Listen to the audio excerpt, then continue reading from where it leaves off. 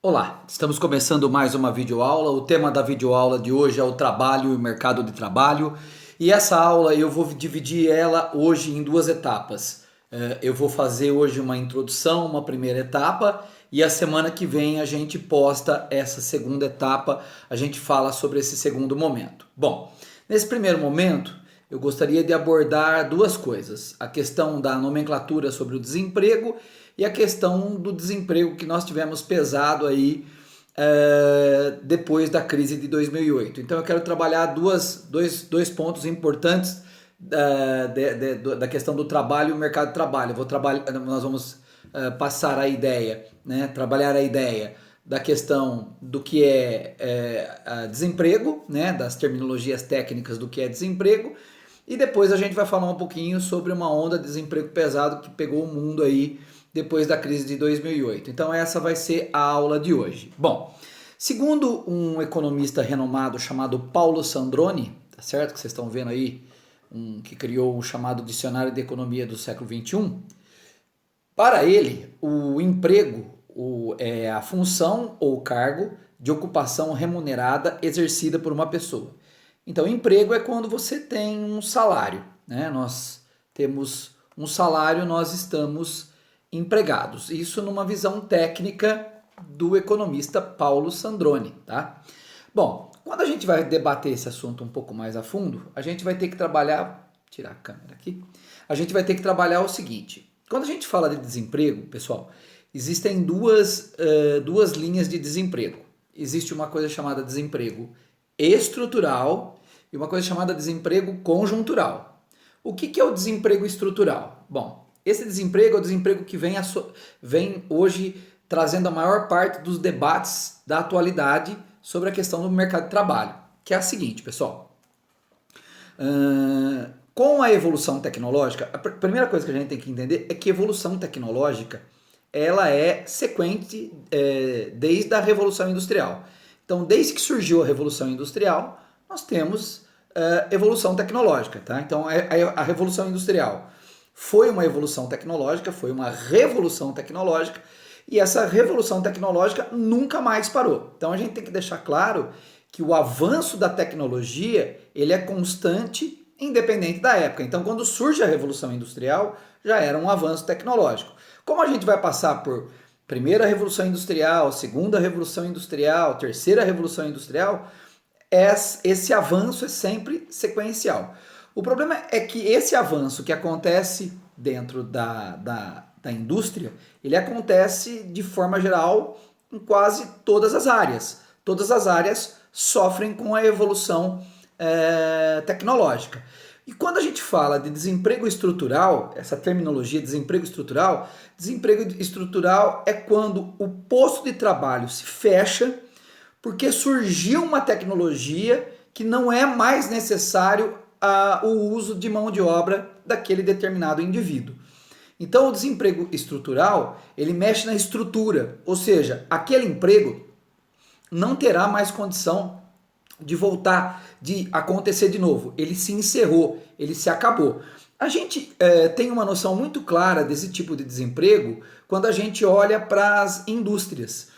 Como as indústrias, elas, com o passar do tempo, elas foram se robotizando e se automatizando, o que acontece é que a gente viu muita gente que trabalhava no setor industrial perder o seu emprego por conta desse avanço tecnológico. Essa evolução tecnológica levou à perda do emprego. Essa imagem que vocês estão vendo aqui do lado da câmera, né, que é a imagem de uma indústria automobilística todinha robotizada, expressa bem o que eu estou dizendo. Ou seja, uma linha de montagem que só tem o robô trabalhando e que o homem foi descartado. Não tem mais o trabalho do homem aí nessa linha de montagem. Ou seja, o homem foi substituído pela máquina. Isso é o que chama-se desemprego estrutural. Esse desemprego é muito complicado porque ele não volta mais. A máquina tira o espaço dele. Esse desemprego acontece em várias áreas conforme a tecnologia vai avançando e certos itens vão sendo substituídos. Né? Há coisas que não tem mais como voltar atrás. E existe um outro desemprego chamado desemprego conjuntural, que faz parte de uma conjuntura de fatores. Então vamos lá. acontece uma crise econômica. Quando acontece uma crise econômica, nós tivemos uma crise forte em 2008.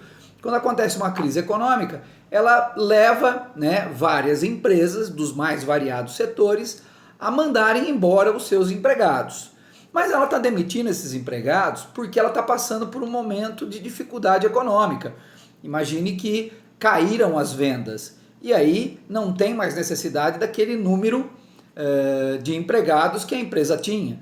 Então ela sente necessidade de cortar esses empregados porque a produção caiu em virtude da crise econômica. Porém, esse tipo de desemprego tem uma coisa interessante.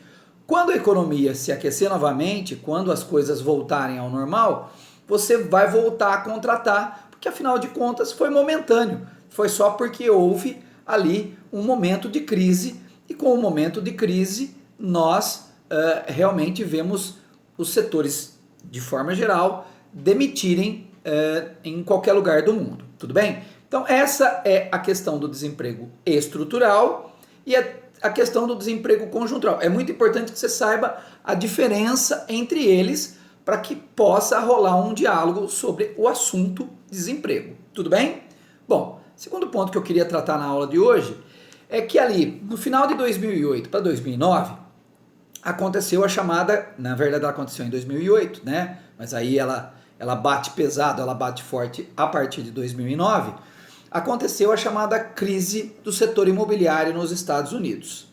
Bom, vamos tentar entender um pouquinho o que foi essa crise. Essa crise vai gerar um desemprego chamado desemprego conjuntural. Por quê? Porque uma crise que assola. Agora, a questão do desemprego estrutural, ela vem acontecendo desde sempre. E detalhe, ela vai continuar acontecendo, não tem como parar. Conforme um determinado setor avança, tá? Porque houve uma evolução tecnológica, aqueles empregados acabam sendo descartados. Mas no caso de 2008 aconteceu o seguinte: o setor imobiliário americano na verdade o setor imobiliário estava aquecido em vários lugares do mundo, mas nos Estados Unidos houve um incentivo do Banco Central americano que incentivou os investidores a irem para o setor imobiliário. Então o setor imobiliário nos Estados Unidos estava muito aquecido ali nos anos 2000. Acontece que os bancos, quando perceberam que o setor estava muito aquecido, os bancos resolveram dar um passo além. O que é esse passo além? Quando chegava no banco um cliente que tinha um histórico de inadimplência, eles chamavam esse cliente de ninja, que era um cliente que tinha o nome sujo, um cliente que tinha problemas relacionados a ter comprado em outros lugares e não ter pago. Mas o que aconteceu? Como o mercado imobiliário estava muito aquecido e eles queriam continuar com o mercado aquecido, eles inventaram uma maneira de ganhar mais dinheiro. Como? Quando chegava esse cliente que tinha um histórico de inadimplência, chamado ninja, o banco soltava um financiamento para ele. Pois é, amigo. O banco emprestava dinheiro para o cara que tinha um histórico de inadimplência. Esse empréstimo, que era um chamado empréstimo de segunda linha, era chamado de empréstimo subprime. Esse era o nome que eles deram para esse empréstimo. Então, você emprestava o dinheiro para o cara comprar a casa. Lógico, taxa de juro mais alta, se o cara não pagasse o imóvel, o banco tomava o imóvel dele, mas o banco corria um risco de emprestar dinheiro para esse tipo de cliente. O que acontece foi que a taxa de juros nos Estados Unidos começou a subir e, de repente, esses clientes começaram a devolver os imóveis porque não teriam mais, supostamente, condição de pagar esses imóveis, já que estava subindo a parcela. Acontece que veio uma avalanche de devolução de imóveis, tá certo? O setor imobiliário não estava esperando isso, muito menos o setor financeiro, que seriam os bancos. Os bancos tiveram uma enxurrada de devolução de imóveis e isso acabou levando a uma espécie de quebradeira nos Estados Unidos, porque todo mundo começou a ver a economia americana ir para o buraco. Ela só não foi para o buraco totalmente porque o governo americano, né, ali na virada do governo Bush para o governo Obama, o governo americano deu um aporte de dinheiro para para as empresas e as empresas conseguiram se segurar, principalmente o setor dos bancos, que tinham tomado esse imenso toco, esse imenso calote. Acontece que como o setor financeiro ficou mais sensível e ele ficou mais, vamos dizer assim, esperto, porque ele sabia que não podia mais emprestar dinheiro para todo mundo, então não tinha mais dinheiro fácil. Então a economia recuou e obviamente veio junto com esse recuo da economia um desemprego mais acentuado ali nos Estados Unidos. A crise dos Estados Unidos não vai ficar só nos Estados Unidos, ela vai atingir também outros lugares. Ela atinge, na verdade, como se fosse uma onda. Ela pega os Estados Unidos primeiro, depois ela passa pela Europa, pelos países da Europa, e atinge um conjunto de países chamados de PIIGS, que seria só o início do nome dos países, que era Portugal, Irlanda, Itália, Espanha e Grécia, por isso PIIGS, né? Tá certo? Uma referência a esses países. De todos, a Grécia tinha uma situação econômica mais complicada, tá? Então atinge a Europa e depois essa onda vem para o resto do mundo, atingindo, por exemplo, os países emergentes. Então nós tivemos uma forte crise econômica ali de 2008 para 2009 por conta do calote que os bancos nos Estados Unidos acabaram tomando pela devolução dos imóveis, que vai atingir o mundo inteiro e, obviamente, as taxas de desemprego vão acabar ficando mais elevadas. Aqui tem uma tabela que mostra um pouco do desemprego naquele momento ali, né, 2009 e 2010, essa taxa de desemprego é de 2010, tá? E aí você vai ver os números que estavam em alguns países, como é o caso, pega janeiro, a coluna de janeiro, para você ter uma noção. Brasil, França, Alemanha, Itália, Japão, Grã-Bretanha, Estados Unidos, né? O emprego nos Estados Unidos ficou aí na casa dos 10%. Só lembrando, pessoal, né, agora, no início de 2020, o desemprego nos Estados Unidos, só para você comparar, ele estava na casa de 3,5%, sem ainda entrarmos na pandemia do Covid-19, né, porque esse número vai ser mudado com a pandemia. Mas os números acabam ficando mais elevados e esses eram os números que a gente tinha ali em alguns lugares do mundo naquele momento. Só para a gente comparar, né, esse número de 7%, do Brasil depois vai subir esse número nos anos que vão vir à frente.